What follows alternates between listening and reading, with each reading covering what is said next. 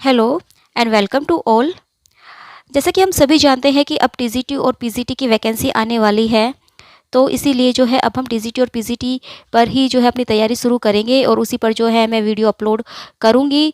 तो इसी क्रम में जो इसी सीरीज में आज का हमारा टॉपिक रहेगा विलियम शेक्सपियर जो कि ग्रेट ड्रामेटिस्ट थे, पोइट थे।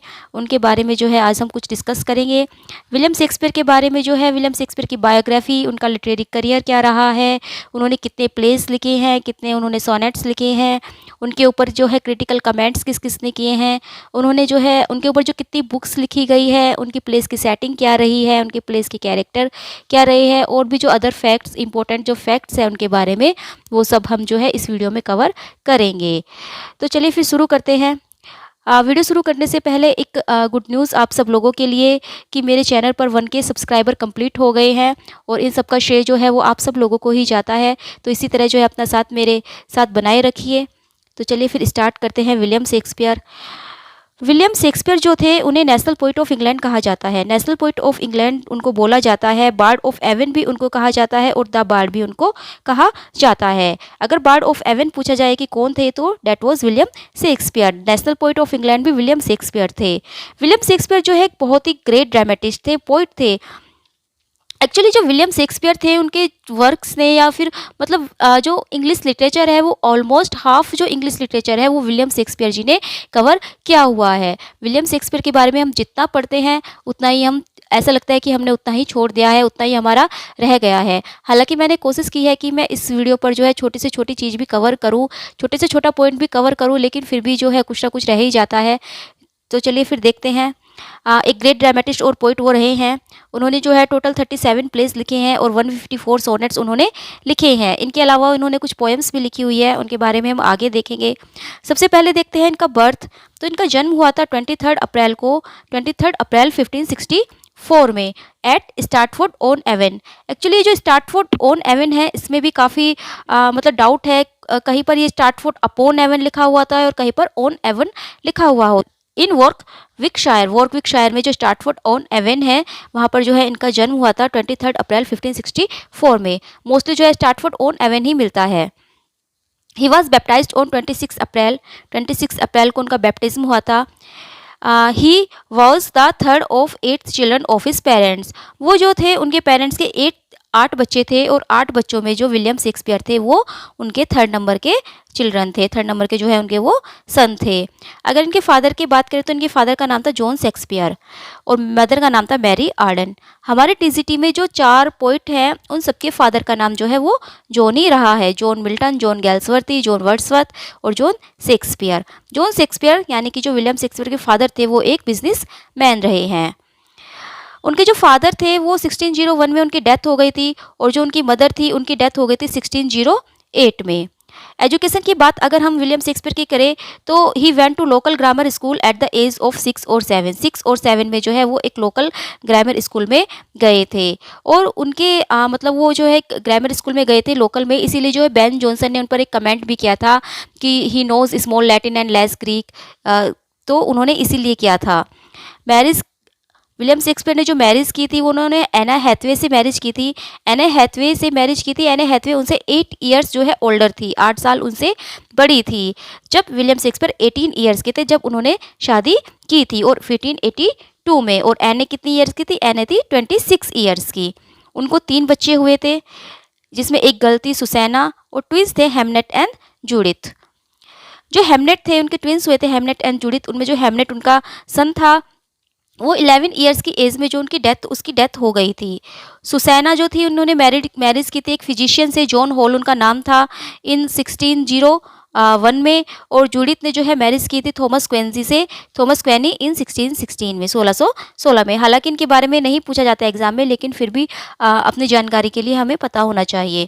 शेक्सपियर की जो मैरिज लाइफ थी वो कुछ खास नहीं थी, वो हैप्पी वन नहीं थी। और उन्होंने जो है इसका जिक्र 12th नाइट में भी किया है। 12th नाइट में जब वो लिखते हैं let thy love be younger than itself और thy affection can not hold the band. तो यहाँ से हमें पता चलता है कि उनकी जो मैरिज लाइफ थी वो कुछ ज़्यादा खास नहीं रही थी, वो एक हैप्पी मैरिज नहीं उनकी रही थी।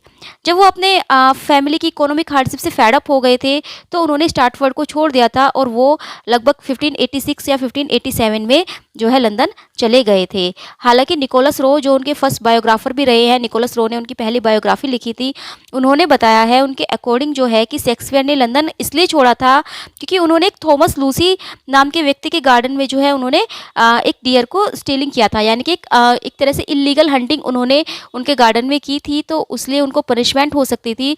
उस पनिशमेंट से बचने के लिए वो स्टार्टफोर्ड छोड़कर लंदन चले गए थे। ये निकोलस रो का मानना है, जो कि उनकी फर्स्ट बायोग्राफर रहे हैं। इन 1592 में जो है उन्होंने एक प्लेइंग कंपनी को ज्वाइन कर लिया था जिसका नाम था लॉर्ड चैम्बरलैन मैन्स। बाद में जो है उसको किंग्स मैन के नाम से भी जाना जाने लगा था, पहले उसका नाम था Lord Chamberlain man. The Lord Chamberlain's man open the Globe theatre in 1599 जो है ग्लोब थिएटर को उन्होंने लॉर्ड चैम्बरलैन ने खोला था। इन 1598 में जो है उन्होंने अपनी पहली बुक वीनस और एडोनिस को पब्लिश किया था और इसको उन्होंने डेडिकेट किया था अर्ल ऑफ साउथहैम्पटन को। अर्ल ऑफ साउथहैम्पटन को उन्होंने जब वीनस और एडोनिस बुक डेडिकेट की थी तो अर्ल ऑफ साउथहैम्पटन तो जो थे उन्हें बहुत ही खुशी हुई थी और उन्होंने उन्हें कुछ इनाम भी दिया था। Several hundred pounds awarded him, several hundred pound जो है उन्हें विलियम शेक्सपियर को दिए थे और इन्हीं पाउंड्स की सहायता से शेक्सपियर ने ग्लोब थिएटर में एक शेयर खरीद लिया था, got a share in the Globe theatre, और वो ग्लोब थिएटर में जो है पार्टनर बन गए थे और तभी से जो है शेक्सपियर की फेम और फॉर्च्यून जो है वो बढ़ने लगी थी। 1597 में उन्होंने एक घर भी खरीद लिया था स्टार्टफोर्ड में जिसका नाम था न्यू पैलेस, और बाद में जो है वो वहाँ पर आकर भी रहे थे। लगभग 1611 ईस्वी तक वो जो है लंदन में रहे थे, उसके बाद वो स्टार्टफोर्ड में आ गए थे। उनकी डेथ भी जो है स्टार्टफोर्ड में ही हुई थी। He was a share holder in the Globe and the Blackfriars theatre. जो एक शेयर होल्डर थे वो ग्लोब थिएटर में भी और एक ब्लैकफ्रायर थिएटर था उसमें भी जो है वो एक शेयर होल्डर रहे थे। उनकी डेथ हुई थी 23 अप्रैल को, यानी कि जिस दिन उनका जन्म हुआ था 23 अप्रैल को उसी दिन जो है उनकी डेथ भी हुई थी 1616 में। ही डाइड इन स्टार्टफोर्ड में उनकी डेथ हो गई थी। He was buried in Holi Trinity church, और होली ट्रिनिटी चर्च में जो है उनको ब्यूरी किया गया था। उनका जो एपिटफ है, एपिटफ जो होता है जब मरने के बाद टॉम पर कुछ शब्द लिख दिए जाते हैं तो उसको एपिटफ कहा जाता है। तो जो उनका एपिटफ है वो था good friend for Jesus, sake forbear, to dig the dust enclosed here, blessed be ye man yet spares these stones and cursed be he yet moves my bones. ये जो है ये उनका एपिटफ रहा है।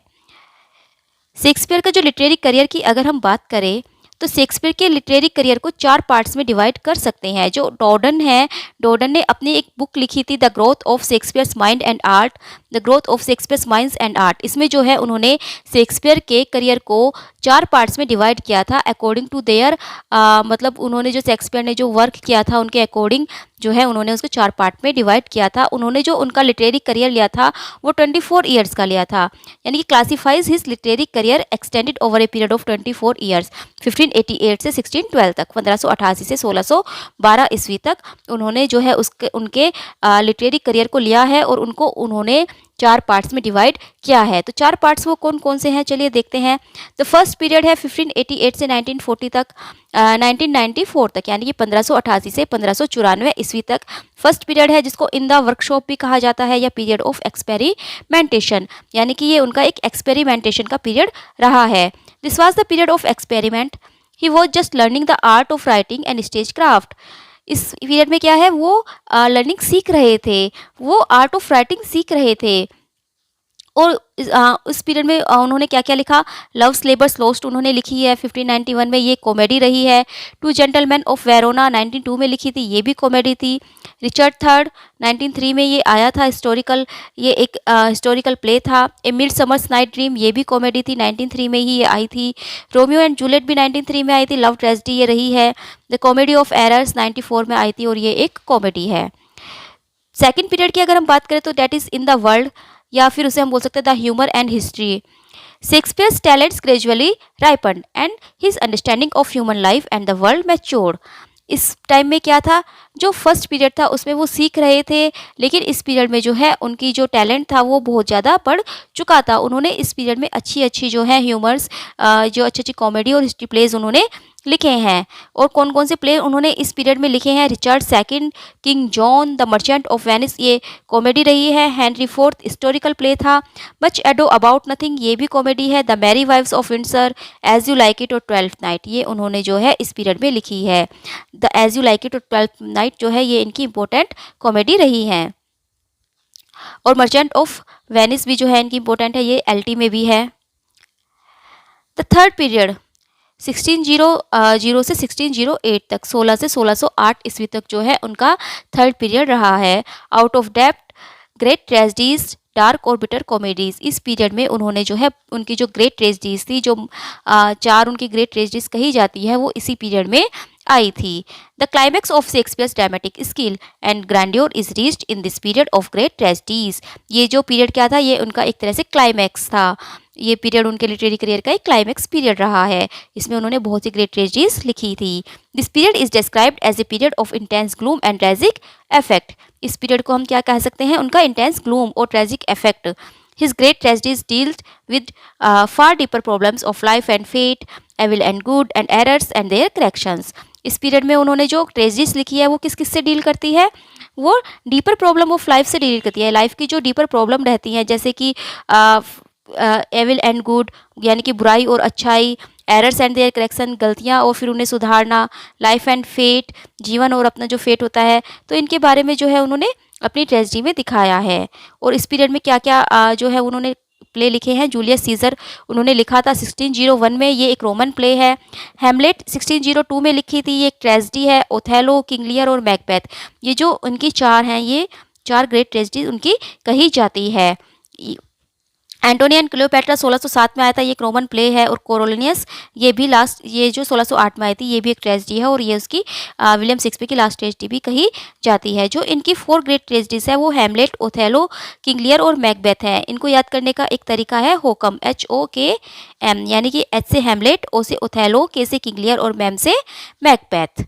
तो होकम जो अगर हम याद कर ले HOKM होकम, तो हमें उनकी फोर जो ग्रेट ट्रेजेडीज है वो याद रह जाती है। फोर्थ पीरियड 1608 से 1612 तक, 1608 से जो 1612 तक उनका फोर्थ पीरियड रहा है। On the heights, fine comedies और dramatic romances. On the heights जो है इसको नाम दिया गया है और इसमें उन्होंने जो है फाइन कॉमेडीज लिखी थी और ड्रामेटिक रोमांसिस उन्होंने लिखे थे। The last phase of his life, ये जो फेज था ये इनकी लाइफ का लास्ट फेज था। और इस पीरियड में उनके कौन कौन से प्ले आए हैं? पेरिकल्स आया है, सिम्बलाइन आया है, द विंटर्स टेल आई है और द टेम्पेस्ट। द टेम्पेस्ट जो है वो इनका स्वान सॉन्ग भी कहा जाता है। स्वान सॉन्ग उसको कहते हैं यानी कि जो सबसे लास्ट में लिखा गया वर्क हो, तो द टेम्पेस्ट जो है उनका स्वान सॉन्ग है।